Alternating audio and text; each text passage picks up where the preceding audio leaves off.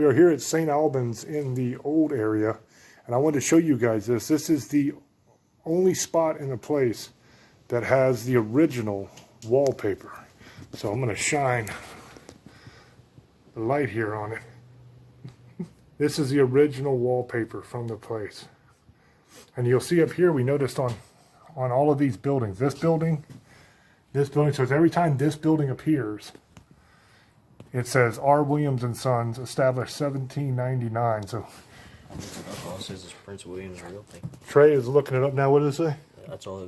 That's what I looked up, and it doesn't come up anything. It's like it go to images. I mean, it just pulls up random stuff. So we don't have anything here on Google about it, but I'm going to research it when I get back home, and I'll add that onto this video so that you guys can see it. Maybe it's nothing. Maybe it's just wallpaper and it means nothing, but maybe it has some sort of historical significance. That'd be kind of interesting to know. So anyway, check you in a minute.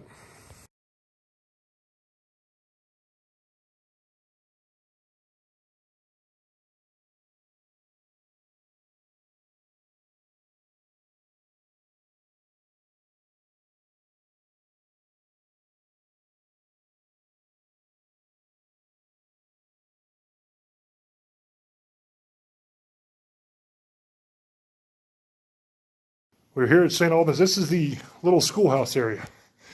I'm going to try to show you. All right, so this is the schoolhouse area here at St. Albans. You've got the blackboard here. You've got a few desks set up. You got Trey sitting in one of the desks. This is this little area. And over in this other room over here, you have some old desks that are set up as well. This is kind of cool. The hole here, I imagine, would be for their inkwell, if it's a really, really old desk. Kind of cool stuff, man. We're just kind of walking around the joint. We're doing the event tonight, and we're just kind of walking around and checking the place out before we do the event. Here's an old shower. I'm going to be giving a speech here in probably about an hour. So I figured I'd take an opportunity to kind of just walk around and look at stuff while we're here. It's a really neat old place. So let's walk down the hall here a bit. There's another desk set up there. There's another desk in here. What's that? Our name's still on the chalkboard. Is it? Everybody writes their team name on the chalkboard. We're going to walk down here in a minute, back down to the bowling alley so I can show you guys that as well. This is the famous bird cage. We are up on top of St. Albans now, and you can hear the damn wind is a-ripping, and it is colder than hell today. But down there's the parking lot and everything. And here's the old shuffleboard area, which is really, really cool. Right here, this is where they used to play shuffleboard. You can still see the numbers. See, there's a 7 there, and over here is a 10. So this is the old shuffleboard court, and this is the bird cage. You've seen this before on other videos on the channel, but this is what it looks like in the daytime when it's nice and lit up. Did we just get locked out? No, good. All right, I'll catch you at the bowling alley. We are just off of the bird cage where we just were. This is the area we were walking on the tour when I was talking about on the radio show that we had heard a man coughing. And it was somewhere in this area that we heard it. Trey says he thinks it's over in this room over here. So we'll walk down and give it a look. This is the room. Yeah, this is it. This is the room that we heard the coughing, because we walked over to this window to look over there. This is the other half of St. Albans. It has a connecting corridor that connects the two buildings. Pretty cool. This area over here is where they used to have, you can tell, they had like desks set up and chairs and stuff, and they would, little windows, they could come either get their meds or talk, or they could watch the patients doing things. All right, this is the bowling alley. Here you see the ball return. Right there, the ball return. leads on up the lane. And you would have had, no, you wouldn't have had one on that side because it's only a 2-lane. So you'd only have the single ball return. So both of these, I don't know if you guys can see them down there. Let's walk down there. We'll walk out on the lane. It's not oiled anymore, obviously. But you would have had both of these lanes here. The ball would have went back in that little chamber back there, and it would have rolled over here and been fed up into this machinery up here. And it would have rolled the ball back down, all the way back down there. But this is the bowling alley there. You can see the Brunswick. This is a cool little 2-lane jobber. I bet this was a hell of a lot of fun back then. Oh, I bet. I wish I had this thing in my house. Oh, hell yeah. You can put one in. I thought about it. But I don't want to maintain it. I'm lazy. You get spray paint on the walls. You know, this is a place that they've had a lot of activity in here. Just figured we'd walk in here and check it out. What we're doing right now is just kind of walking around the place. I got a speech coming up in about a half hour that I'm going to have to go give. And then we'll be bringing the public in for the actual event that we're doing. So right now, me and Trey are just taking a little bit of time to walk around the place and just experience the beauty of this place while we're here before it gets all crazy tonight. Oh yeah, we're going to go down to the boiler room. I'll catch you when we're there. And here is the boiler room. It was actually just around the corner. We were just literally right there, around that corner. I thought it was going to be further away. Look at this thing. This is awesome. Oh, the cigarettes. That is a hell of a big machine. Look at the little gauges and all that cool stuff. Look at that.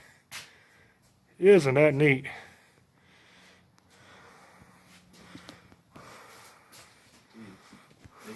Everything's still in here. Yeah. Make sure I'm not stepping on anything I shouldn't be stepping on. Go over and look here. Look down there. That is grody. Oh, the corrosion in that pipe. Oh, look. That's the control board.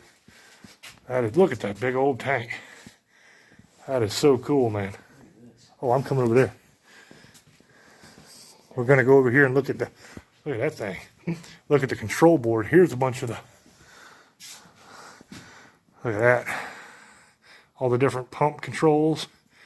And there's the boxes. Big old exhaust fan is over on the window. We'll look at that. That's right there, the big ass exhaust fan. To let all that, because I bet you it's hotter than Hades in here when it was running. There's another gauge. Here's the tank. And there's, stop button. Yeah, here's where you start it and stop it. The control panel right here. Oh. Where the start button is right here on the top. Right. I can't get it and keep the light on it. Right there. And then below it is the stop button. There you go. You know how you can see it. That was a smarter way to do it. Start and the stop. The different controls. Here's all the fuses and switches. The pressure gauges. That's so cool, man. You need to go from gas to oil. Oh, nice. Burner switch. You got the burner switch there, and you got a switch here that you can switch it from gas to oil. Do the fuel transfer. That is so neat. This is going from a paranormal tour video to just a really cool engineering video. I love this stuff, dude. Another gauge up here. Any dates or anything on anything. That's what I'm trying to. This says #1 dining room. Right there. AH1. This is so cool, man. We're at, oh, here we go. Kewanee Boiler Company. I don't know how well y'all can see that, but I'll read it. Rating 1, is that 1.3 or 1.8? 1.350. 1.350. 40.3 horsepower. Then has water and pressure and all that, but it's not filled out. Max firing rate. Valve capacity is 1,440 pounds per hour. There's a catalog number, M135 equals XX or KK, one of the two. And order number is 608781. Very, very cool, man. I didn't even see that one. What's this say down here? Shit, can't even see that. I can't read that. It's way too small. What we're looking for is a date, really. But, or some kind of... Can you read that number right there? K63998?